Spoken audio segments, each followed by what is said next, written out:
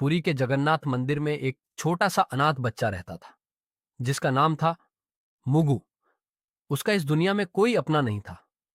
मंदिर की सीढ़ियां ही उसका घर थीं और भगवान जगन्नाथ उसके सबसे अच्छे दोस्त।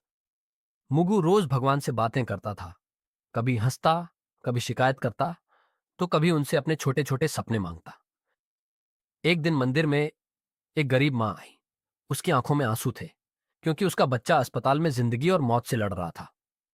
डॉक्टरों ने कहा था कि बिना पैसों के ऑपरेशन नहीं होगा। सब लोग उसे बस यही कह रहे थे, भगवान पर भरोसा रखो। लेकिन मुगु से उसकी तकलीफ देखी नहीं गई।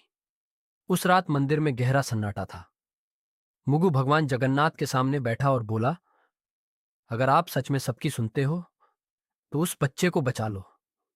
तभी उसकी नजर भगवान की मोतियों वाली माला पर पड़ी और उसे ऐसा महसूस हुआ जैसे भगवान कह रहे हों, किसी की जान बचाना सबसे बड़ा धर्म है। अगली सुबह मंदिर में हड़कंप मच गया। भगवान की माला गायब थी और उसी रात सीसीटीवी कैमरे भी अचानक बंद हो गए थे। कुछ लोगों ने मुगु को मंदिर में देखा था, इसलिए सबका शक उसी पर गया। लोगों ने उसे घेर लिया। मुगु रोते हुए बस इतना कहता रहा, मैंने चोरी नहीं की, मैंने वो माला उस बच्चे की जान बचाने के लिए दी थी। लेकिन किसी ने उसकी बात पर भरोसा नहीं किया। उसे मंदिर से बाहर निकाल दिया गया। तेज धूप, भूख, प्यास और एक छोटा बच्चा अकेला बाहर बैठा रहा। धीरे धीरे उसे तेज बुखार हो गया। उधर अस्पताल से खबर आई कि उस गरीब मां के बच्चे का ऑपरेशन सफल हो गया, क्योंकि किसी ने मोतियों की माला बेचकर पैसे दे दिए थे। अब मंदिर में लोगों को अपनी गलती का एहसास होने लगा। जब मुगु को वापस अंदर लाया गया, तब उसकी हालत बहुत खराब थी। उसने कांपती आवाज में बस इतना कहा, भगवान ने कहा था जान बचाना सबसे बड़ा धर्म है। उसे अस्पताल ले जाया गया, लेकिन बहुत देर हो चुकी थी। डॉक्टरों ने बताया, मुगु अब इस दुनिया में नहीं रहा। पूरा मंदिर सन्नाटे में डूब गया।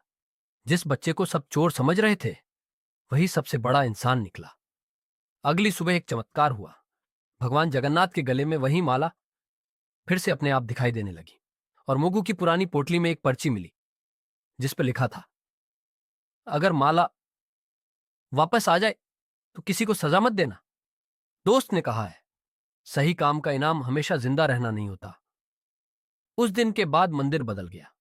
अब वहां कोई भूखे, गरीब या अनाथ बच्चे को नजरअंदाज नहीं करता था, क्योंकि सब समझ चुके थे, भगवान सिर्फ मंदिरों में नहीं रहते, कभी कभी वो मुगु जैसे मासूम दिलों में भी बसते हैं।